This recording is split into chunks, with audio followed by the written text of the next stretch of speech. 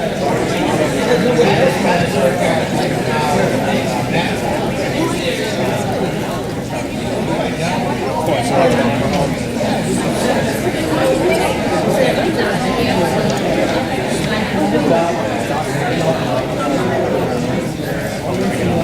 you have any initiatives or that's for the fourth?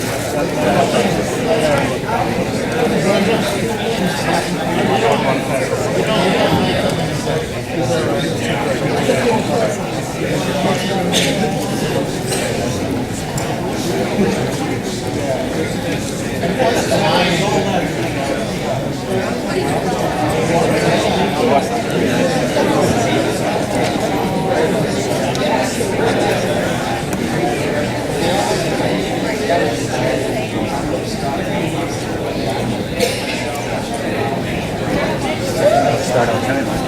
We're looking like we might be. First brother. He's up.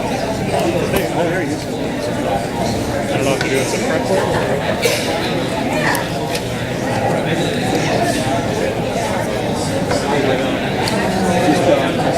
Either you or the other guy get in touch with me.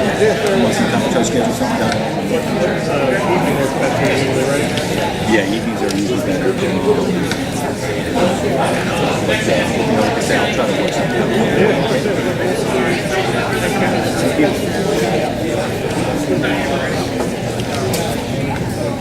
Oh, I am so sorry.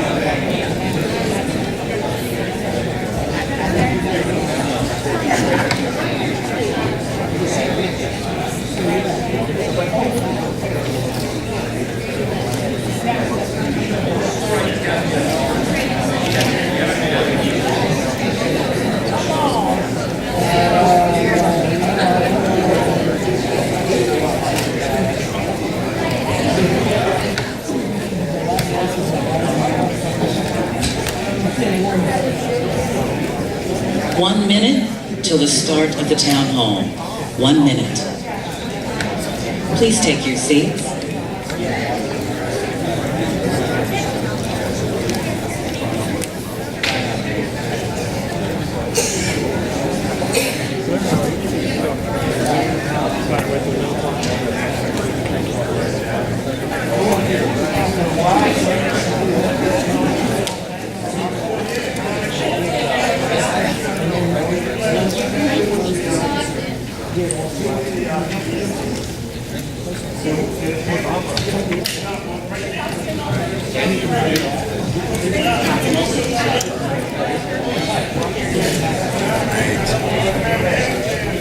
Is this going? Is this running?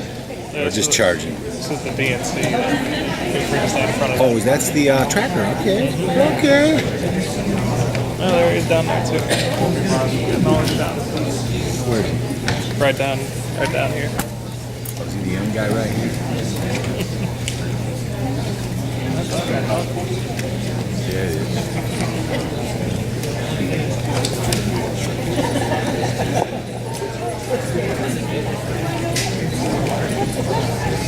All right, good evening, everyone, and thank you so much for joining us for tonight's town hall at Fort Monroe. Isn't the base beautiful and open to us now? Isn't that great? Well, first of all, this is your opportunity tonight. It is your show. I'm Barbara Sierra from News Channel 3. I thank you so much for your company and coming out on such an incredible day. I know it was probably difficult for you to come indoors after the fabulous weather we've been forecasting. Hint, hint. Anyway, thank you so much for being here. It promises to be a very productive evening. I'm counting on you to give me good questions to put to your congressman representing the 2nd Congressional District. There's a lot going on in Washington, and I think it's wonderful that the congressman is taking time out, as he promised during his campaign, to talk to his constituency and talk about the issues and give you the answers that you so richly deserve. And so now, I would like to take an opportunity to ask all of you to silence your phones, and then that way we'll go through the evening without much interruption. And this is also an opportunity for me to ask the audience to please stand. We will have the presentation of colors leading us into the Pledge of Allegiance this evening, is the Boy Scouts of America Troop 31 at Fort Monroe. Established in 1918, Troop 31 is one of the oldest continuous chartered troops in the colonial Virginia Council and has served Fort Monroe and the Hampton Roads community for over 9 decades. Mark!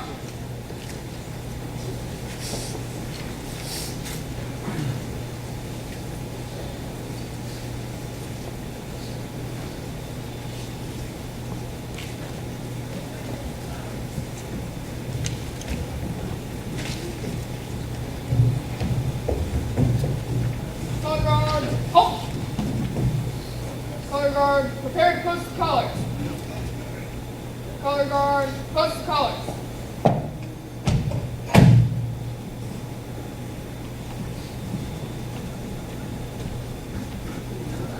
Salute. I pledge allegiance To the flag of the United States of America and to the republic for which it stands, one nation, under God, indivisible, with liberty and justice for all. color guard, dismiss.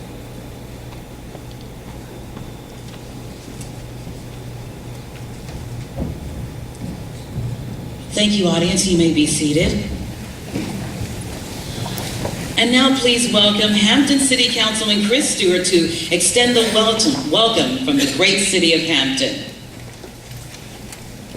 Don't be afraid to give him some applause.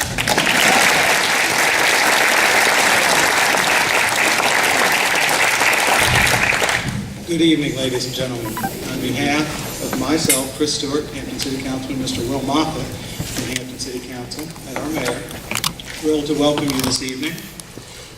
It's a wonderful thing that we can sit here tonight and enjoy the comfort that Fort Monroe is a national monument. And that is in no short part, or no short order, to the efforts of Congressman Scott Rigell.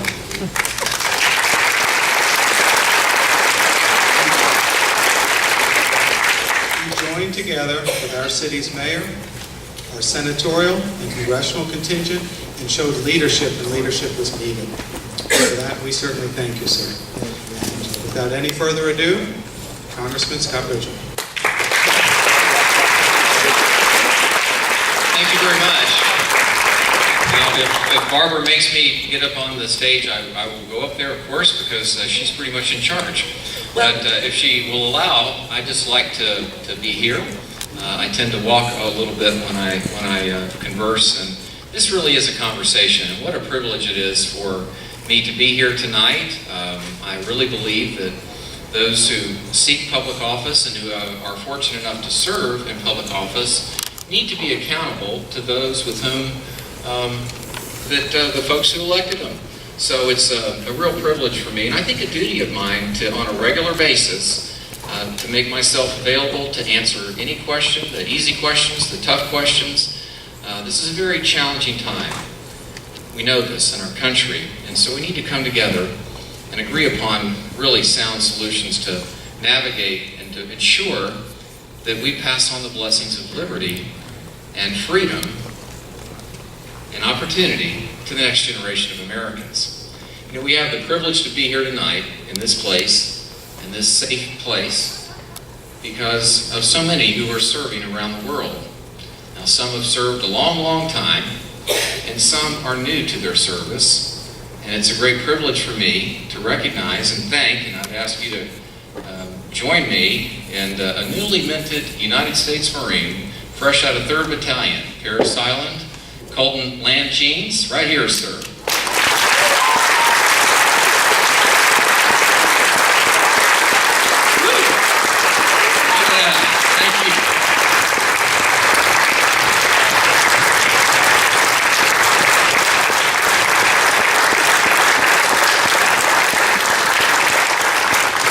Can't you just see him in dress blues? He just is a handsome young man. Dad, I know you're proud. Thank you, your whole family, for serving. I see so many good friends in the audience. I'm going to get in a lot of trouble if I start trying to recognize everybody, but I see my good friend, Reverend Aaron Wheeler, and he's come over from Virginia Beach. Reverend, thank you, sir. You've just been a good and dear friend. His family is serving all over the world as well. Thank you and your family, you and Barbara. Well, let's see. I really appreciate the kind introduction, Chris, and thank you for your public service. After having served now in 14 months of public service, I have a little more appreciation for folks who are serving, so thank you for you and your family. Sure is good to see the Councilman Will Moffitt again, sir. Thank you for your service, and we've got, listen, the citizens for Fort Monroe National Park, the chair, Donna Lawson, Lanson, I'm sorry. Are you here? Wait a minute, let me make sure I got this right. The citizen for Fort Monroe National Park chair. Who's here tonight representing you?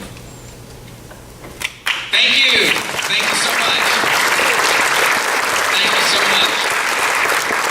All right. And Donna from NASA. Oh, you're right in front of me. Thank you for being here. You know,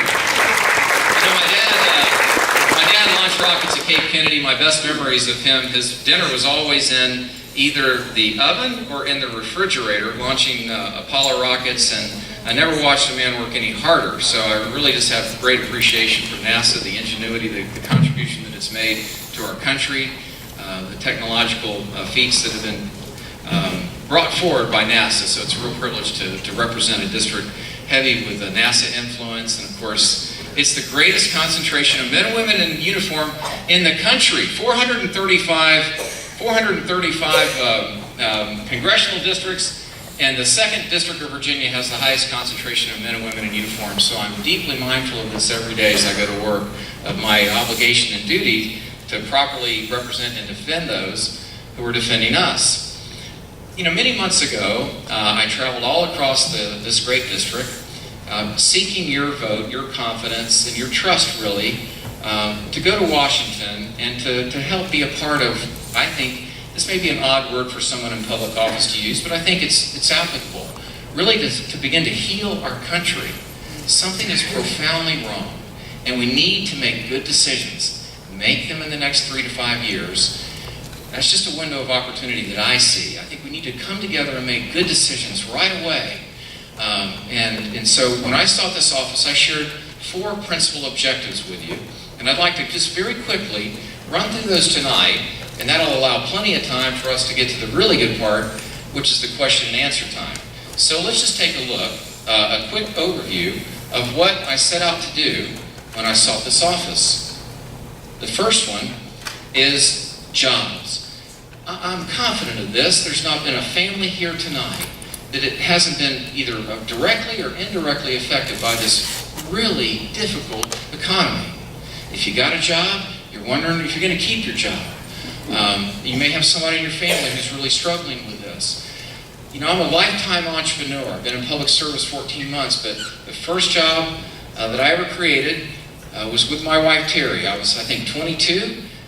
Don't tell her this, but she was 23. If you can do the math there. She's not here tonight to defend herself. But we created a little business, a cleaning business called Best Services, because we had more money going out at the end of the month than we had coming in. And so we started a business called Best Services, and she hired me, and I hired her. And we were basically the janitors at night after my regular job.